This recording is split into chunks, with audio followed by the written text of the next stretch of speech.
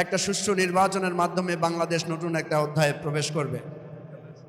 এই কিছুক্ষণ আগে টিআইবি একটা রিপোর্ট দিয়েছে, আমরা বললে কেউ বিশ্বাস করতো না। টিআইবির রিপোর্ট এটা স্পষ্ট করে বলে দিয়েছে প্রত্যেকটি স্তরে এই নির্বাচনকে ম্যানিপুলেশন করা হয়েছে।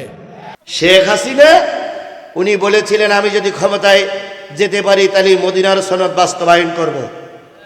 আমরা মনে করলাম তালি মনে হয় রাবেয়া বস্রি পাওয়া গেছে।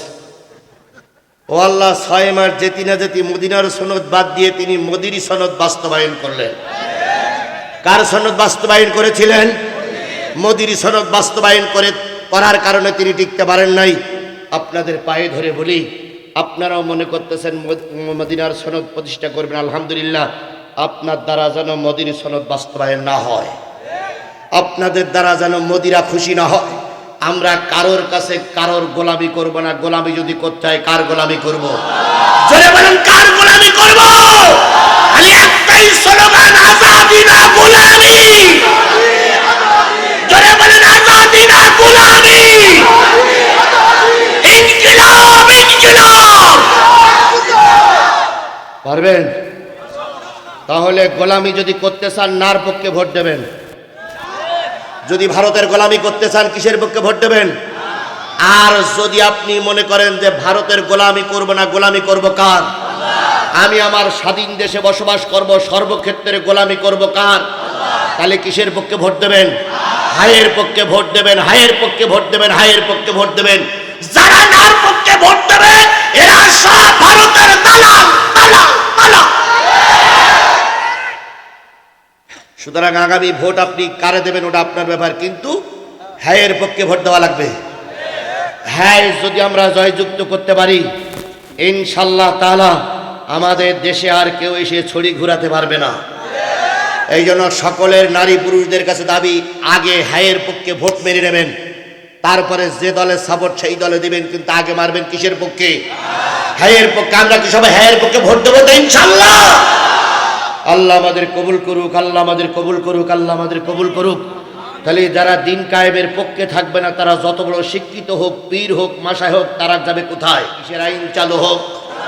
আপনি শাহজালালকে ভালোবেসে সেখান থেকে জিয়ারত করে দেশে আপনি রাজনৈতিক কাজ করতেছেন, আপনারও নিয়ত থাকা লাগবে দেশে যেন কোরআনের আইন চালু হয়। হুজুররাও বাদ যাবে না, জিহাদিও ধরা পড়বে আজকে। জিহাদিরও আজকে ঠিক মতন কসম দিয়েই ছাড়বো। জিহাদির আজকে তওবা পড়েই ছেড়ে দেবে এখান থেকে। জিহাদিরও আসতেছে, সব কয়জন ধরা পড়বে, কেউ বাদ যাবে না। তাহলে নামাজিরা কয়টা পুরস্কার পাবেন? সাহাবী আজমাইন বলেন, ইয়া রাসূলুল্লাহ, একটু যদি ব্যাখ্যা করে বুঝাই দিতেন তাহলে আমাদের বুঝতে সুবিধা হতো। নবী বললেন, সাহাবীরা বলো তো 5 ওয়াক্ত নামাজের ভিতরে ফরজ নামাজ কয় রাকাত?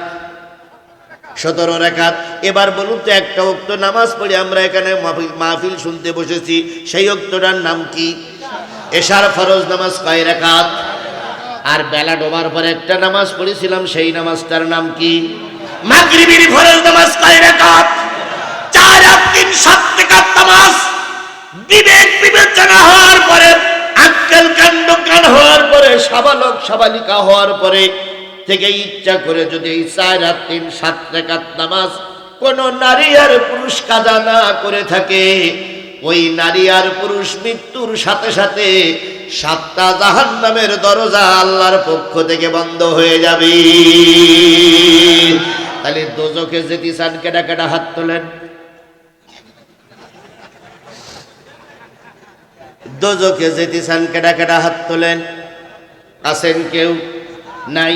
তাহলে দোজখ যদি বন্ধ করতে হয় তাহলে মাগরিবের নামাজ আর এশার নামাজ কাজা করা যাবে না।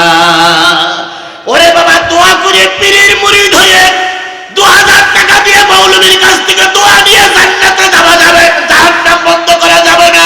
জাহান্নাম বন্ধ করতে গেলে লাগবে নামাজ। কি লাগবে? ইন্নাস সালাতা তানহা আনিল ফাহশাই ওয়াল মুনকার। নিশ্চয়ই নামাজ সকল প্রকার অশ্লীল অনাচার খারাপ কাজ থেকে তোমাকে বিরত রাখে। এই অশ্লীল অনাচার খারাপ কাজের ভিতরে জাহান্নাম, ওই জাহান্নাম থেকে বিরত থাকতে গেলে নামাজের দরকার। এবার জান্নাতে যেতে চান কারা কারা? হাত তোলো তো। জান্নাতে যেতে চান কারা কারা? মাশাআল্লাহ। আরে ভাই জান্নাতে যাবেন নিয়তটা তো করা যায়। হাত নামান। এবার জান্নাতে যাবেন কারা কারা? আর নিশ্চয়ই আমরা সবাই ভেস্তে যেতে চাই, কথা বলেন। এবার বলুন তো, জোহরের ফরজ নামাজ কয় রাকাত? আসরের ফরজ নামাজ কয় রাকাত? এই চার আর এই 4 রাকাত নামাজ এতদিন কাজা করেছে, এতদিন পড়েন নাই, এতদিন পড়েন নাই। ইচ্ছা করে হোক আর অনিচ্ছা করে হোক, ভুলি হোক আর সংশোধনী হোক, আপনি পড়েন নাই।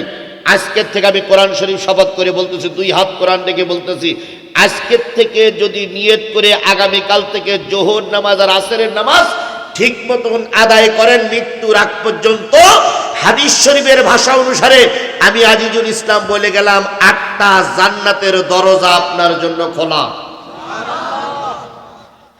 কিসের ওসিলায়?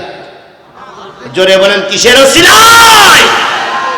তাহলে আপনারা জান্নাতে যেতে চাইলে জোহরের নামাজ আর আসরের নামাজ কাজা করতে পারবেন না। এটা কি শুধু পুরুষের জন্য না নারীর জন্য? সকলের জন্য নামাজ বাধ্যতামূলক। তাইলে আমরা জাহান্নামের দরজা বন্ধ করতে গেলে মাগরিবের নামাজ আর এশার নামাজ ছেড়ে দেব না, আর জান্নাতের দরজা খুলতে গেলে জোহরের নামাজ আর আসরের নামাজ কন্টিনিউ আদায় করব ইনশাআল্লাহ। এইবার একটা ওয়াক্ত নামাজ বাকি আছে, সেই ওয়াক্তটার নাম কি?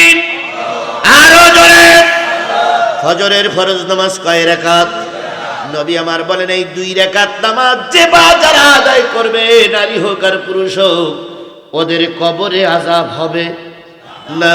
ওরা যখন মৃত্যুবরণ করবে, আল্লাহ ওদেরকে ঈমান নিয়ে মৃত্যু দেবে।